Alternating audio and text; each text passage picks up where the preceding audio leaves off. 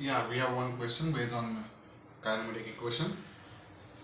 In case of free fall of ball, just see.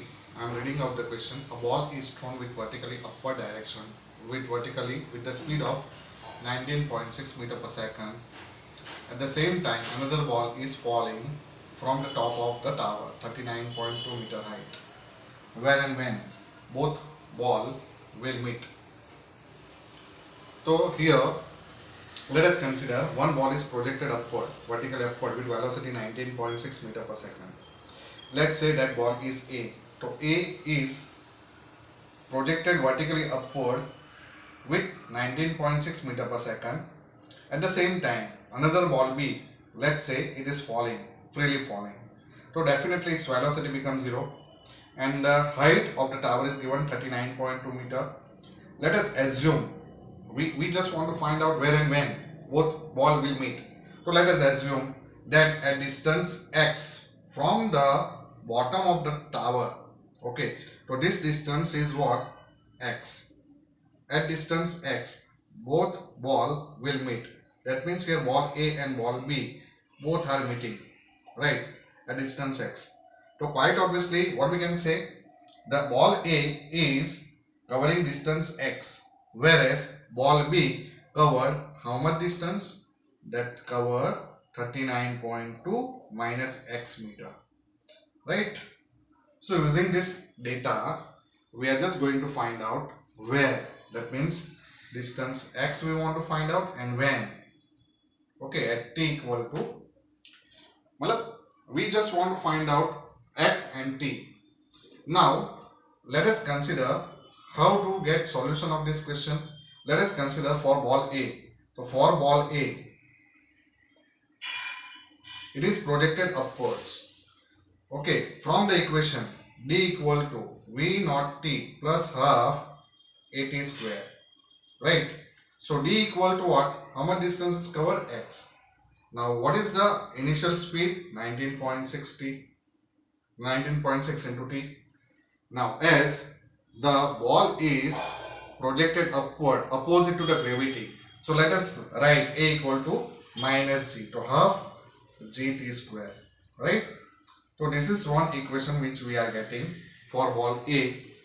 Using the same equation for ball B, d equal to v0 t plus half at square. So for ball B, what we can write? How much distance is covered? This expression only we are using. So distance is covered 39.2 minus x, right? And that is equal to, distance is equal to, now initial velocity of ball B is 0. So 0. Now under the field of gravity it is moving, that means plus half gt square. Okay, here when we think about, here we do not have to consider about the plus or minus g, but here g is, what we can say, is moving downward only.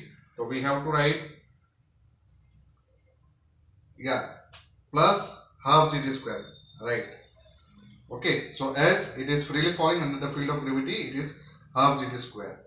So when we use equation 1 in this formula, what will we get?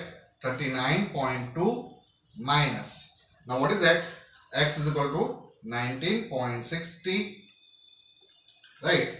This is in bracket minus half gt square, that is equal to half gt square, right? So here what we get? 39.2 minus 19.60. Now negative it become plus half gt square, that is equal to half gt square. Now on both sides half gt square, so we can cancel out this. That means what we'll get? This we are getting 39.2 minus 19.6 t equal to 0. That means if we take this term this side, it become what? 19.2 is equal to 19.6 into t. That means t is equal to 39.2 divided by 19.6. If you cancel this, it will become 2. That means at t equal to 2 seconds, we are getting one answer, one of the answer, t equal to 2 seconds. we are having ball A and B meeting. Now at what height? So we are just going to find out distance x. So in equation number 1, we are just substituting the value of t, right? So from equation 1, substituting the value of x, what we are getting? X is equal to 19.6 into 2 minus half, value of g is 9.8 into t square. Now t square is what? 4, right? 2 square.